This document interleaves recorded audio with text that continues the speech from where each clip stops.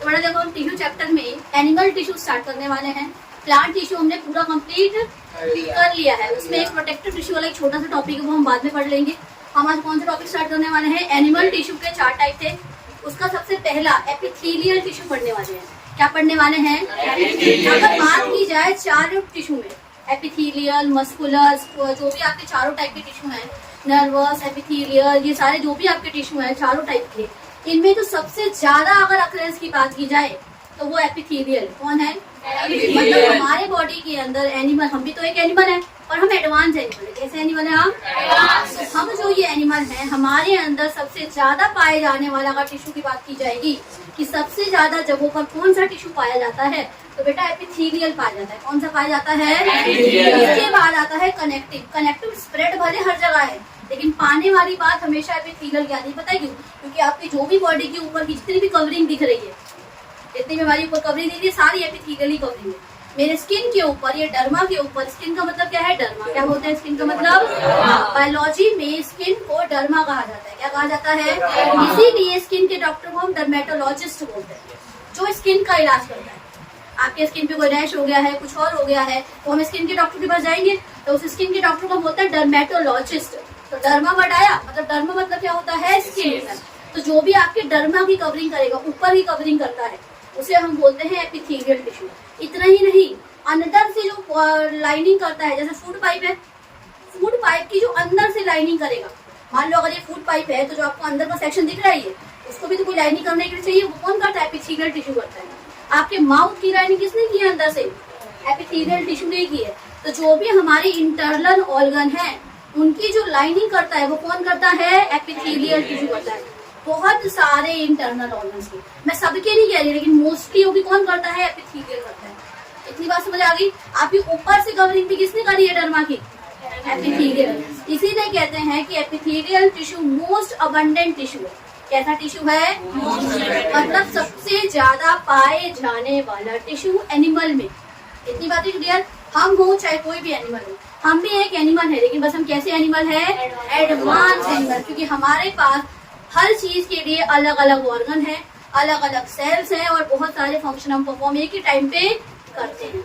Elephant भी तो एक एनिमल है और हम भी तो एक एनिमल है, लेकिन हम उससे एडवांस क्यों? क्योंकि हम बोल सकते हैं, हमारा ब्रेन ज्यादा अच्छे से फंक्शन करता है, हम चीजें, हमारे अंदर सेंस की एबिलिटी ज्यादा अच्छी है। तो मेरे ख्याल से आपको ये बेसिक इंट्रोडक्शन समझ आ गया होगा। इतना क्लियर है सबको अच्छे से? अब हम एपिथेलियल का इंट्रो स्टार्ट कर सकते हैं। ठीक है, एपिथेलियल स्टार्ट करने से पहले आपको एक बात और जाननी जरूरी है कि एपिथेलियल टिश्यू अगर नहीं होता तो आपकी बॉडी के अंदर इन्फेक्शन, इंजरी बड़े आसानी से हो जाती है। कोई भी इन्फेक्शन बड़े आसानी से एंटर कर जाता। मान लो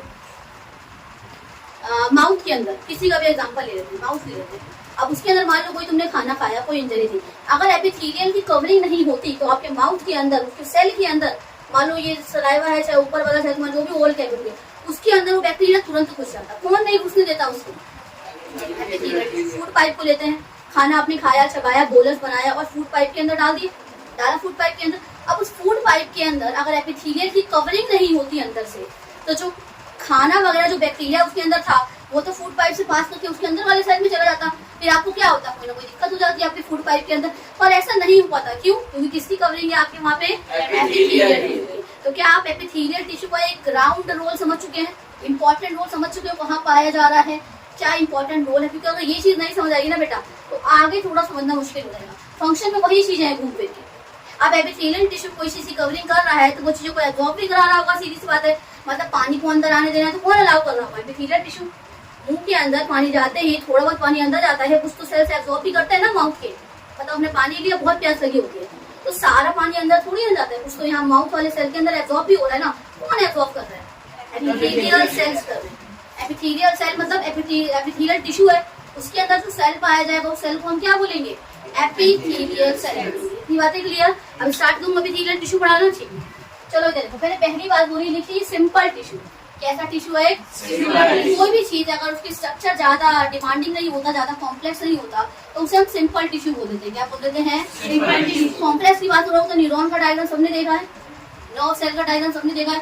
कैसा डायग्राम है वो? थोड़ा कॉम्प्लेक्स है ना, थोड़ा अजीब सा बना होता है। जैसे यहाँ से डेंड्राइट्स आएंगे, फिर एक्सॉन की एंडिंग आएगी, ये सब चीजें आती है ना, लेकिन ये सिंपल है। बस ऐसे करके एक सेल आता है, वो एपिथेलियल सेल बन गया।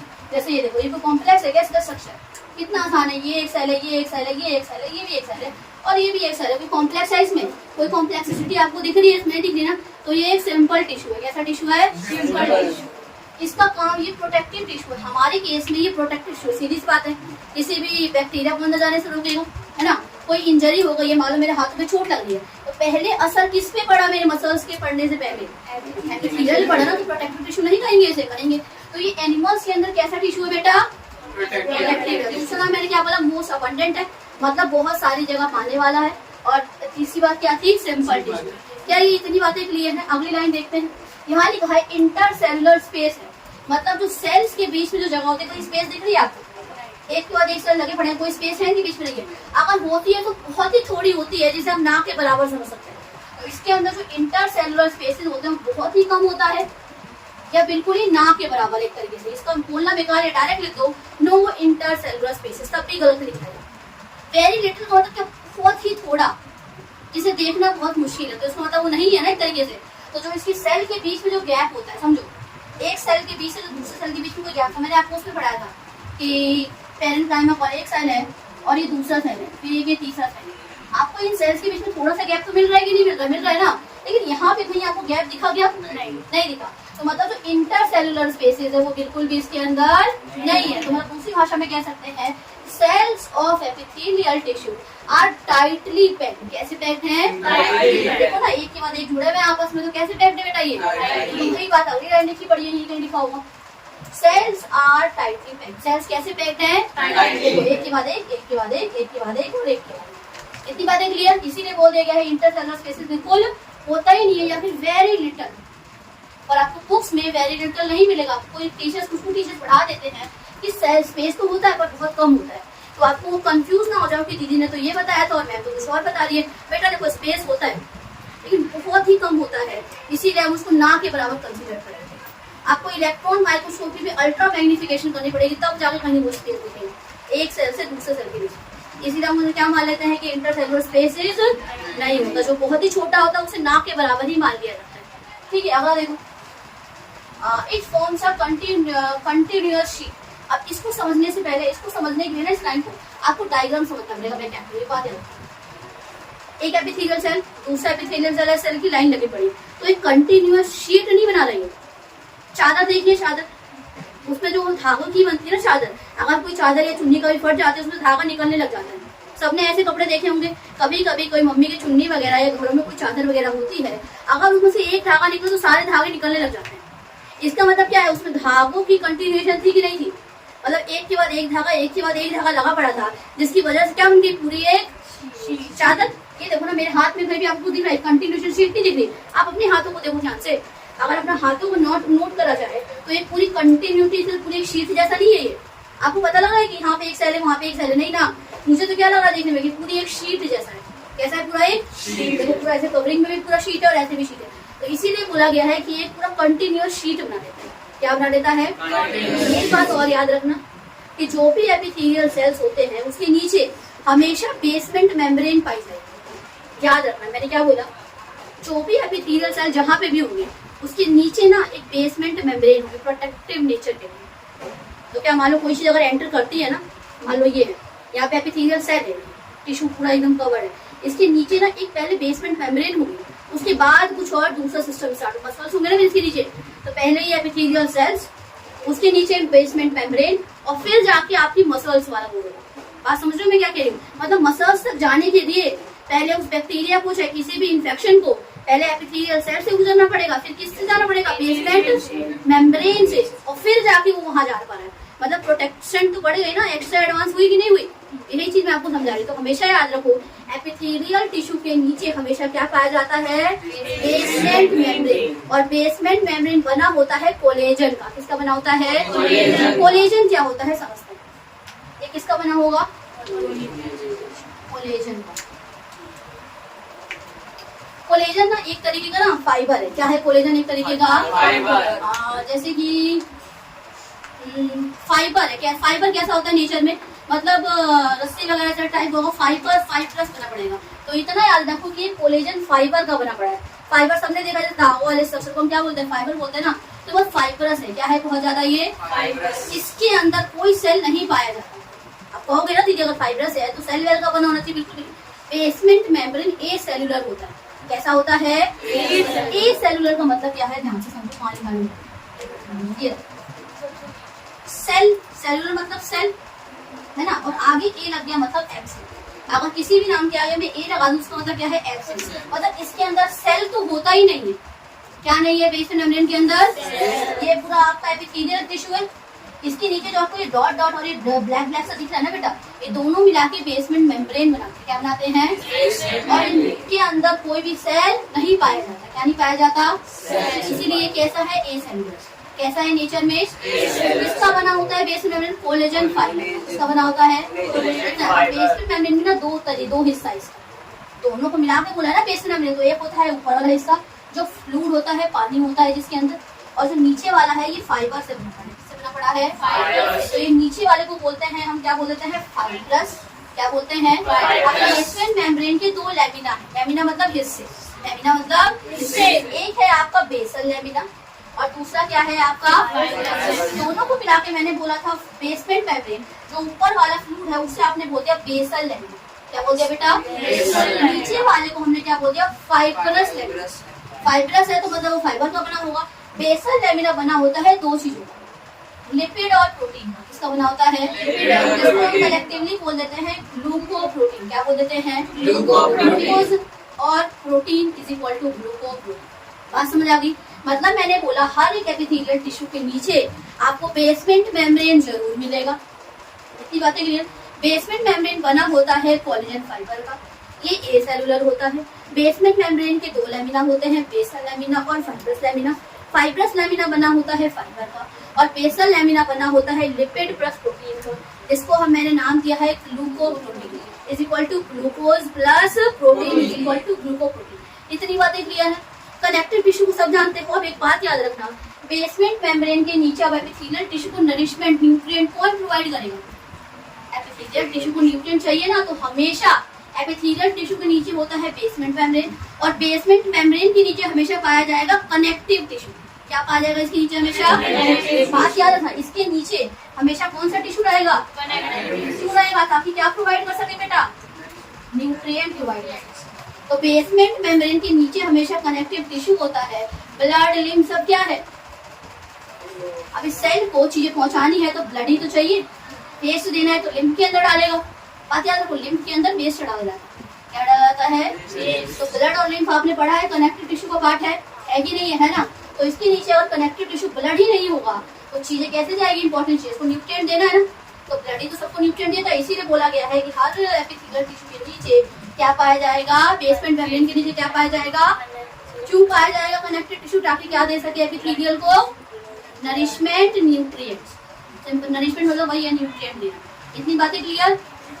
अब इसके फंक्शन पे आते हैं। अगर कोई एपिथेलियल टिश्यू का ओवरऑल फंक्शन पूछेगा तो आप ये लिखोगे। अब एपिथेलियल के भी टाइप है ना, क्यूबॉइडल, स्क्वैमस, सारे टाइप है ना, तो टाइप के फंक्शन अलग अलग पड़ते हैं। लेकिन अगर कोई ओवरऑल फंक्शन पूछे कि एपिथेलियल टिश्यू का मेन फंक्शन क्या है, अलग अलग नहीं पूछ रही मैं अभी हमें बोला गया है एपिथेलियल टिश्यू का एक ओवरऑल फंक्शन बताओ, तो वो ये कुछ फंक्शन है। मेरे ख्याल से देखो, मैंने अभी इतना बताया, 4-5 2-3 फंक्शन तो ऐसे ही क्लियर हो गए। आओ पढ़ते हैं। Form the outer layer of the skin. कोई दिक्कत? आउटर लेयर बनाता है स्किन की, ठीक है। दीज सेल्स प्रोटेक्ट्स द, ये जो सेल होते हैं एपिथेलियल सेल्स प्रोटेक्ट करते हैं underlying cells from dying, injury, infection. क्या कहना चाह रहा है समझो? एपिथेलियल टिश्यू पर अंडरलाइंग मतलब जो इसके नीचे भी जो सेल्स, समझो ना क्या कह रहा है। मान लो एपिथेलियल सेल के नीचे कोई और सेल होंगे तो उनको कौन बचाएगा? एपिथेलियल तो बचाएगा। तो ध्यान से पढ़ो, these cells protect the underlining cell. Underlying मतलब जो नीचे है, अंडर मतलब नीचे और लाइन मतलब है, तो अंडरलाइंग सेल्स फ्रॉम डाइंग, मरने से बचाएगा, इंजरी से बचाएगा और इन्फेक्शन से बचाएगा। इतनी बातें क्लियर? अगला देखो, प्रोटेक्ट द बॉडी। अब जब उसके अंदर आने ही नहीं दे रहा सेल तक, तो बॉडी को तो मेरे इन्फेक्शन से बचा रहा है ना। मान लो कोई वायरस है, कोई बैक्टीरिया है, जब उसने उसके अंदर आने ही नहीं दिया तो बचा तो रहा है ना इन्फेक्शन से। अगर वायरस अंदर आ गया तो वायरल इन्फेक्शन हो जाएगा, बैक्टीरिया अंदर आ गया तो बैक्टीरियल इन्फेक्शन हो। याद रखना बात, अगर फंगस अंदर आता है तो फंगल इन्फेक्शन हो जाता है, वायरस अंदर आता है तो वायरल इन्फेक्शन हो जाता है। अगर आपकी बॉडी के अंदर बैक्टीरिया आ गया है तो आपको बैक्टीरियल इन्फेक्शन होता है। तो किससे बचाना है बॉडी को? वायरल और बैक्टीरियल इन्फेक्शन से। फंगल इन्फेक्शन कभी भी ना बॉडी के अंदर नहीं होता, बाहर। फंगल इन्फेक्शन एग्जाम्पल तो आपके यहाँ पे अंडर आर्म्स बहुत खुजली होती है, व्हाइट व्हाइट सा होता है, आपके जेनाइटल्स में बहुत इचिंग होती है, व्हाइट व्हाइट सा होता है, वो सब फंगल इन्फेक्शन है। मतलब फंगल इन्फेक्शन कभी भी अंदर नहीं हो रहा, कहाँ हो रहा है मोस्टली, वो बॉडी के बाहर वाले एरिया, वो भी वहाँ पे होने वाली है, जहाँ पे हम मतलब थोड़ी सफाई वगैरह करना क्या करते हैं, कभी ना कभी हमसे रह जाती है, इसीलिए पर्सनल हाइजीन का भी ध्यान रखना चाहिए। ठीक है, अगर देखो इनसाइड द बॉडी, बॉडी के अंदर एपिथेलियल सेल्स लाइनिंग करता है माउथ की, आगे एलिमेंट्री कैनाल के। एलिमेंट्री कैनाल क्या होता है, जो भी आपका डाइजेस्टिव सिस्टम वाला जो भी पूरा एरिया है ना, उसे हम बोल देते हैं एलिमेंट्री कैनाल। पूरे को बोल दो, माउथ हो गया, स्टमक हो गया, लिवर हो गया, स्मॉल इंटेस्टाइन हो गया, लार्ज इंटेस्टाइन हो गया, रेक्टम हो गया, एनस हो गया, ये सब आपका एलिमेंट्री कैनाल है। क्या है ये पूरा आपका? इतनी बातें क्लियर। तो जो भी आपका डाइजेस्टिव सिस्टम वाला जो पूरा रास्ता है ना बेटा, उसे हम क्या बोलेंगे? Alimentary canal. मतलब मैंने खाना खाया, माउथ आ गया, खाना माउथ से कहाँ गया? ईसोफेगस में, तो ईसोफेगस क्या है मेरा? वो भी एलिमेंट्री कैनाल का हिस्सा है। अब मेरा खाना कहाँ जाएगा? स्टमक के अंदर, तो वो भी एलिमेंट्री कैनाल का हिस्सा है। लिवर और पेनक्रियास डायरेक्टली तो नहीं रोल प्ले करते, इनडायरेक्टली करते, तो वो भी क्या है? एलिमेंट्री कैनाल का हिस्सा है। फिर स्मॉल इंटेस्टाइन में, फिर लार्ज इंटेस्टाइन में, फिर रेक्टम में, और फिर कहाँ जाएगा खाना? एनस से बाहर निकल जाएगा। तो इन सब की लाइनिंग कौन कर रहा होगा? एपिथेलियल टिश्यू या एपिथेलियल सेल्स के। पानी को एब्जॉर्ब कराना है, यही कराएगा।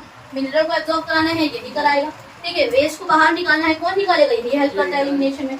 कुछ एपिथेलियल सेल्स ना अपने आप को मॉडिफाई करके सिक्रीशन का काम करते हैं।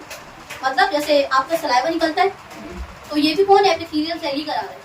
मतलब इसने अपने आप को मॉडिफाई कर लिया, ये एब्जॉर्प्शन नहीं कर रहा, ये प्रोटेक्शन नहीं कर रहा, इसने अपने आप को मॉडिफाई करके क्या कर लिया है? सिक्रीशन का काम करने लगे। क्या करने लग गया है? चीजें निकालते हैं। पानी निकाल सकता है, म्यूकस निकाल सकता है, या दोनों निकाल सकता है। सिक्रीशन में तीन ही चीजें निकालेगा, या तो पानी निकालेगा, या तो म्यूकस निकालेगा। पानी के लिए स्वेट, पानी एक तरीके का है ना, तो स्वेट मतलब क्या है? पानी। म्यूकस का जो सलाइवा निकलता है, वो म्यूकस को जो चिपचिपा सा रहता है, तो चिपचिपा सा रहेगा ना, सॉफ्ट सा, उसे म्यूकस बोलते हैं। थूक निकलती है आपकी, वो थोड़ी चिपचिपी सी और सॉफ्ट सी रहती है, तो वो म्यूकस है। क्या है वो? गले से कफ निकलता है, वो भी एक म्यूकस है। क्या है वो? एक म्यूकस। जो पूरा पानी नहीं होता, वो थोड़ा चिपचिपा सा और सॉफ्ट सा होता है ना, तो उसको बोलते हैं म्यूकस। तो जो ये सिक्रेटिंग सेल्स होते हैं एपिथेलियल के, वो तीन चीजें निकालते हैं, या तो पानी, या तो म्यूकस, या तो दोनों। जो दोनों निकालेंगे उसको मिक्स्ड बोल देते हैं। क्या बोल देते हैं? मिक्स्ड एपिथेलियल सेल्स बोलते हैं। और जो मॉडिफाई करके ना, ये अपने आप को ग्लैंडुलर नाम पड़ जाता है। क्या नाम पड़ जाता है इनका? ग्लैंडुलर एपिथेलियल सेल्स पड़ जाता है। जो सेल्स सिक्रीशन में रोल प्ले करेंगे, उसे हम ग्लैंडुलर एपिथेलियल कहेंगे। वो पानी निकाल सकते हैं, वो म्यूकस निकाल सकते हैं, और वो दोनों भी निकाल सकते हैं। स्वेट वाले ग्लैंड जो होते हैं हमारे, पानी निकाल रहे हैं। ठीक है, जो तुम्हारे सलाइवा निकालने वाले जो सलाइवरी ग्लैंड है, वो सलाइवा निकाल रहे हैं, तो वो भी तो ग्लैंडुलर सेल्स है ना। तो सलाइवा अपने आप नहीं निकलता, उसे निकालने के लिए भी कौन है हमारे पास? एपिथेलियल सेल है। और उस एपिथेलियल सेल का भी नाम क्या है बेटा? Glandular cells. क्या नाम है? मेरे ख्याल से आपको एपिथेलियल सेल का एक इंट्रो और फंक्शन अच्छे से क्लियर हो गया। अकरेंस भी कुछ ना कुछ तो आइडिया लग ही गया होगा इससे। अकरेंस भी अभी हम पढ़ेंगे। अकरेंस ना पता कैसे पढ़ना है? हर टाइप के हिसाब से पढ़ना है। इसका अलग, उसका अलग और उसका अलग। अब इसके बाद हम टाइप पे आने वाले। ठीक है, ठीक है। देखो हमने सारे वो एपिथेलियल का इंट्रोडक्शन फंक्शन कर लिया। अब उसके ना टाइप्स पे आने वाले। ठीक है, वैसे मेनली एपिथेलियल की अगर टाइप की बात करोगे तो तीन होते हैं: सिंपल एपिथेलियल, कंपाउंड एपिथेलियल और ग्लैंडुलर एपिथेलियल। मैंने भी ग्लैंडुलर सेल्स पढ़ाए थे, जो सिक्रीटिंग सेल्स थे, जो सिक्रीट कर रहे थे। ठीक है, तो अभी देखो ध्यान से, एपिथेलियल टिश्यू के मेनली तीन पार्ट है: सिंपल एपिथेलियल, कंपाउंड एपिथेलियल, और एक तीसरा क्या है? Glandular epithelial. आपको कहा जाएगा कि ये सिर्फ मेन ना एपिथेलियल ये पार्ट लिखवा देते हैं, और कोई आपको डिटेलिंग उसके नहीं बताया कि ऐसा नहीं होता, ये गलत क्लासिफिकेशन है। 9वीं में ना आपको शॉर्ट में ही पढ़ाया जाएगा। वैसे ये 11th की क्लासिफिकेशन है, पर मैंने आपको जानबूझ के ये बताया है। क्लासिफिकेशन समझने में क्या जा रहा है? कुछ नहीं जा रहा, और एक क्लैरिटी आइडिया तो रहेगा कि आपके जो गलत ना बताओ कि नहीं, बस यही होता है। कंपाउंड तो कुछ होता ही नहीं, होता है बेटा। तुमने पढ़ा नहीं, इसका मतलब ये नहीं कि वो नहीं होता है, वो भी होता है। सुनो ध्यान से, सिंपल के ये सारे टाइप कौन कौन से है? सिंपल सबके नाम क्या है ना, सिंपल जरूर लगा लेना। Simple squamous epithelial tissue, simple columnar epithelial tissue, simple cuboidal epithelial tissue, simple ciliated epithelial tissue, और simple pseudo stratified epithelial tissue. Compound के दो टाइप होते हैं, स्ट्रेटिफाइड और यूरोथीलियम, या फिर हम उसको ट्रांजिशनल बोल देते हैं। क्या बोल देते हैं? कंपाउंड के दो टाइप है, एक है आपका स्ट्रेटिफाइड और दूसरा क्या है आपका? यूरोथीलियम ट्रांजिशनल होता है, समझो। तो जो स्ट्रेटिफाइड है ना, वो सारे इसमें ये नाम आ जाता है, बस सूडो स्ट्रेटिफाइड को छोड़ के। मैं क्या कह रही हूँ समझो। All from simple epithelium except pseudostratified. मतलब इसमें भी ना आपका ये स्ट्रेटिफाइड स्क्वेमस आएगा, स्ट्रेटिफाइड ये भी आएगा, स्ट्रेटिफाइड क्यूबॉइडल भी है इसी का पार्ट, स्ट्रेटिफाइड सिलिएटेड है। बस ये नहीं, आपने क्या पढ़ा होगा कि इनके दो टाइप होते हैं स्क्वेमस के, सिंपल और स्ट्रेटिफाइड, ये लिखवाया गया था। पर ध्यान से अगर इसकी पूरी डिटेलिंग पड़ जाए तो बेटा सब में होता है। इसका भी सिंपल स्क्वेमस होता है, इसका भी स्ट्रेटिफाइड स्क्वेमस होता है, इसका भी सिंपल कॉलमनर होगा और स्ट्रेटिफाइड होगा। फर्क क्या है पता है? जो सिंपल वाले होते हैं वो एक लेयर में रहते हैं, मतलब एक लाइन में रहते हैं, लेकिन जो स्ट्रेटिफाइड होते हैं वो लेयर बाय लेयर, मतलब एक के ऊपर एक, एक के ऊपर एक रहेंगे। समझे मेरी बात? अगर मैं सिंपल स्क्वेमस कहूंगी तो उसकी सिंगल एक ऐसी लाइन बनेगी, स्क्वेमस की शेप ना ऐसी होगी। ये सिंपल स्क्वेमस है। क्या है ये? अपन इसको स्ट्रेटिफाइड बनाओ तो मतलब इसके ऊपर एक और लेयर आ जाएगी कुछ इस तरीके। मतलब अब ये सिंपल नहीं रहा, ये क्या बन गया? Stratified squamous. एक और देखो, ये क्यूब जैसा लग रहा है, ये क्यूबॉइडल है, सिंपल क्यूबॉइडल। अब मैं इसको स्ट्रेटिफाइड कैसे बनाऊंगी? इसके ऊपर एक और लेयर। आप समझिए मेरी, एक और लेयर लगा तो कोई दिक्कत नहीं। तो जब वो सिंगल लेयर में रहेगा तो आप उसे सिंपल कह दोगे, और जब वो 2 से 3 लेयर में प्रेजेंट रहेगा तो आप उसे क्या बोल दोगे? स्ट्रेटिफाइड। स्ट्रेटिफाइड तो सिंपल के सारे आते हैं, इसे छोड़ के बेटा सूडो स्ट्रेटिफाइड। अभी सूडो स्ट्रेटिफाइड क्या है, कैसे नाम पड़ा है, सब समझेंगे। उसके बाद थर्ड देख लेते हैं पहले ग्लैंडुलर। ये सिक्रीटिंग सेल्स है, मैंने बताया था अभी। हमारे सलाइवा निकलते हैं, तो सलाइवा निकालने वाले सेल्स जो होते हैं, जो नेक सेल्स होते हैं या गॉबलेट सेल कह देते हैं जिसे हम, वो क्या निकालते हैं? म्यूकस निकालते हैं। क्या निकालते हैं? सलाइवा क्या है? एक तरीके का म्यूकस है। उसे निकालने वाले सेल को हमने बोल दिया गॉबलेट सेल। क्या बोल दिया? Goblet cell. दूसरा नाम है नेक सेल। क्या नाम है? Neck cell. देखो कुछ ऐसा होता है, सारे सेल में ना एक सेल अपने आप को मॉडिफाई कर लेता है। वही पता है कौन सा सेल मॉडिफाई करता है? सूडो स्ट्रेटिफाइड ग्लैंडुलर सेल अपने आप नहीं बना। जो आपका ये कॉलमनर एपिथेलियम था, जो आपका ये कॉलमनर एपिथेलियम है, कहाँ गया? इसी ने अपने आप को मॉडिफाई कर लिया। मैंने बोला था ना ये मॉडिफिकेशन है। किसकी मॉडिफिकेशन है? ग्लैंडुलर कॉलमनर एपिथेलियल ने अपने आप को मॉडिफाई करके सिक्रीशन का काम करने लग गया, और उसने अपने आप को कौन सा सेल बना लिया बेटा? ग्लैंडुलर। मतलब इस कॉलमनर एपिथेलियल ने अपने आप को अपना सिक्रीशन और एब्जॉर्प्शन वाला काम छोड़कर इसने कौन सा काम पकड़ लिया? सिक्रीशन करने वाला। क्या सिक्रीट करने वाला? पानी, म्यूकस या दूध। समझ गए मेरी बात? तो उसी को हमने क्या बोलने लगता है? ग्लैंडुलर सेल या सिक्रीटिंग सेल बोलते हैं। सारे सेल नहीं करते, एक सेल अपने आप को मॉडिफाई कर लेता है और क्या करने लग जाता है? सिक्रीट करने लगता है। मेरे ख्याल से तीनों को एक ओवरऑल आइडिया समझ आ गया होगा। ठीक है, अब इसको देखते हैं। स्क्वेमस का शेप ऐसा होगा, इसका काम है डिफ्यूजन कराना। क्या कराना? मतलब गैसेस का अंदर बाहर कराना। अब डिफ्यूजन होता कहाँ है ना, इसको समझते हैं। अच्छा एक बात बताओ, एल्वोलाई को सब पता है? एल्वोलाई क्या होती है? हाँ, हमारे लंग्स में जो एंड में एकदम जो सैक लाइक स्ट्रक्चर होता है, ऐसा है। क्या एल्वोलाई है? क्या है ये? अब यहाँ पे ना ब्लड कैपिलरी है। क्या है यहाँ पे? इसके यहाँ से ब्लड कैपिलरी आती है। अब एक बात यहाँ ध्यान से समझो और याद भी रखना कि जो इसके अंदर की जो लाइनिंग है, मैंने बोला था ना इनर लाइनिंग, किसने की है? स्क्वेमस एपिथेलियम ने की है। किसने की है? और ब्लड कैपिलरी के अंदर से लाइनिंग कौन करता है? Squamous epithelium. कौन सा करेगा? अच्छा डिफ्यूजन क्या होता है? कौन देगा? गैसेस को अंदर बाहर करना, डिफ्यूजन यही है ना। तो इसके अंदर की लाइनिंग, ब्लड कैपिलरी को अंदर से लाइनिंग कौन कर रहा होता है? एपिथेलियल टिश्यू तो करेगा, लेकिन कौन सा वाला करेगा? स्क्वेमस। इसको भी अंदर से कौन करेगा? क्योंकि एल्वोलाई को भी तो गैसी को तो लेना है और गैसी को बाहर निकालना है, तो डिफ्यूजन का काम ये भी कर रहा है। और डिफ्यूजन का काम आपके हर एक ऑर्गन से जो CO2 वेस्ट आया वो किसके अंदर है? ब्लड कैपिलरी के अंदर है ना। अभी किसको देगा? एल्वोलाई को। और एल्वोलाई ने जो ऑक्सीजन लंग्स से लिए हैं वो किसको दे देगा? ब्लड को दे देगा। तो मतलब यहाँ से क्या हो रहा है? गैसेस का एक्सचेंज हो रहा है ना। तो यहाँ पे कौन सा वाला टिश्यू होना चाहिए था बेटा? एपिथेलियल। और एपिथेलियल में भी कौन सा एपिथेलियल? स्क्वेमस। क्योंकि मैंने यहाँ साफ लिखा है कि स्क्वेमस एपिथेलियल काम क्या है? डिफ्यूजन करना। क्या कराना? अब पता है यहाँ पे एक चीज और रखो, यहाँ पे बेसमेंट मेम्ब्रेन होगी। मैंने बताया था ना कि हमेशा एपिथेलियल टिश्यू के नीचे क्या रहता है? और यहाँ आगे कनेक्टिव टिश्यू ब्लड है, मतलब कनेक्टिव टिश्यू है। यहाँ पे सारी चीजें मिल गई। अब ये जो बेसमेंट मेम्ब्रेन है यहाँ पे फिल्ट्रेशन का काम करेगा। इसका काम करेगा फिल्ट्रेशन। काम कैसे? मान लो ना गैसेस का कुछ और चीज अंदर डाली, तो ये गैसेस को तो अलाउ कर देगा, लेकिन वो जो बैक्टीरिया कोई और चीज है उसको अलाउ नहीं करेगा। इसीलिए यहाँ पे अल्ट्रा फिल्ट्रेशन कौन प्रोवाइड कर रहा है? Basement membrane provide. इतनी बातें क्लियर? तो स्क्वेमस एपिथेलियम किसमें हेल्प करता है? डिफ्यूजन में। इसका एग्जांपल क्या है? एल्वोलाई और कैपिलरी के बीच में। कॉलमनर कॉलम जैसा दिखेगा, बड़ा बड़ा सा रहेगा। इसका काम है सिक्रीशन करना, कुछ चीजें निकालना थोड़ी बहुत, और एब्जॉर्ब करना, पानी या मिनरल्स को एब्जॉर्ब करना। क्यूबॉइडल ट्यूब जैसा रहेगा, देखिए सबके नीचे बेस में देखना रखिए मैंने, इसका बहुत सारा काम है, सिक्रीशन भी करेगा, एब्जॉर्प्शन भी करेगा, एक्सक्रीशन भी कराएगा और मैकेनिकल स्ट्रेंथ भी देगा। ये ना याद रखने फंक्शन है इसके शॉर्ट में। सिलिएटेड का देखो, सिलिएटेड कुछ नहीं है, अब किसी के ऊपर भी ना सिलिएटेड सबका हो सकता है। मान लो इसके ऊपर अगर सिलिया आ गया, इसके ऊपर अगर हेयर लाइक स्ट्रक्चर आ गया तो ये सिलिएटेड बन गया। सिलिएटेड मतलब क्या है, सिलिया आ जाना मतलब हेयर आ जाना। हमारे फूड पाइप के अंदर हेयर्स होते हैं कि नहीं होते हैं, तो वो सिलिएटेड है। कैसा है वो? आपको कॉलम वाला होगा सिलिएटेड क्यूबॉइडल बन जाएगा, और सबके ऊपर मान लो इसके ऊपर हेयर आ गया तो उसका नाम क्या पड़ गया? Ciliated cuboidal. अब इसके ऊपर हेयर आ गए तो उसका नाम क्या पड़ गया बेटा? सिलिएटेड कॉलम ना। सिलिएटेड मतलब है बस उसके ऊपर एक सिलिया मतलब हेयर लाइक स्ट्रक्चर आ गया है, तो चीजों को ना ट्रैक करेगा। क्या करेगा? एक तो हमारे खाने को नीचे मूवमेंट कराएगा, और दूसरी क्या करेगा? किसी भी चीज को फॉरेन पार्टिकल को ट्रैक करेगा। तो सिलिएटेड का रोल क्या है? मूवमेंट ऑफ पार्टिकल, और दूसरा रोल क्या है? Trapping of foreign particle. बात समझ आ गई?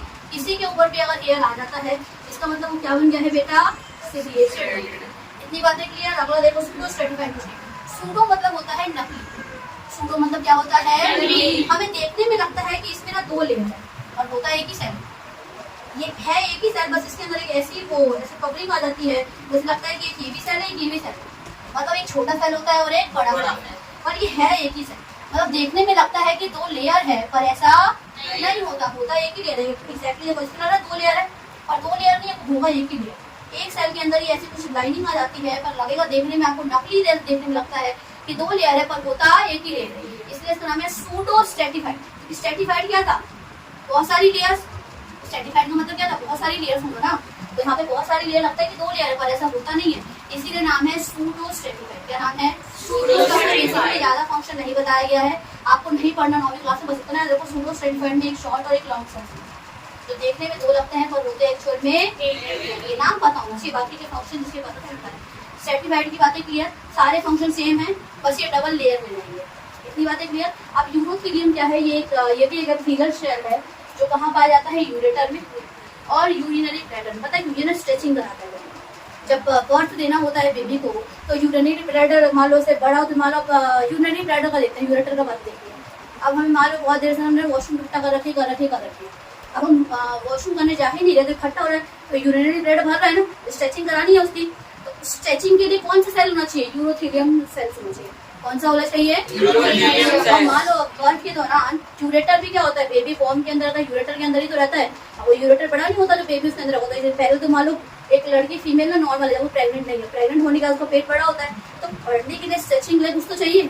तो शेप चेंज करने के लिए, स्ट्रेचिंग करने के लिए कौन से सेल्स रहेंगे वहाँ पे? यूरोथीलियम में। कौन सा रहेगा? इसका फंक्शन क्या है? Allow stretching and change pseudo ये secreting clear, it secretes H2O mucus या दोनों। इसका मॉडिफायर सेल है किसका? कॉलमनर एपिथेलियम का। गॉबलेट सेल या नेक सेल कह देते हैं। देखो, बहुत सारे सेल में एक सेल बता दिया, तो मैंने नेक सेल या गॉबलेट सेल कह दिया। और यहाँ से क्या निकाल रहा है? ये म्यूकस निकाल रहा है। क्या निकाल रहा है? म्यूकस। बहुत सारे तरीके होते हैं निकालने के, चाहे तो वो ऐसे भी कर सकता है। एक मान लो कोई सेल है, साइड में सारा म्यूकस इकट्ठा होता है और ये फिर ना अलग होकर पूरा एक बड़ा सा बनता है। एक और तरीका निकालने का, यहाँ पे इकट्ठा हो जाएगा सारा पानी या म्यूकस, और फिर इसको तो कैसे निकालेगा? ऐसे करके गोला बना देगा और सारा इसके अंदर धक्के डाल देगा। ये तरीके हैं बस निकालने के सेल के, किसी पानी को, किसी म्यूकस को, किसी वसाइकल की फॉर्म में, या पूरा पार्ट ही अलग कर देता है। समझते हैं मेरी बात?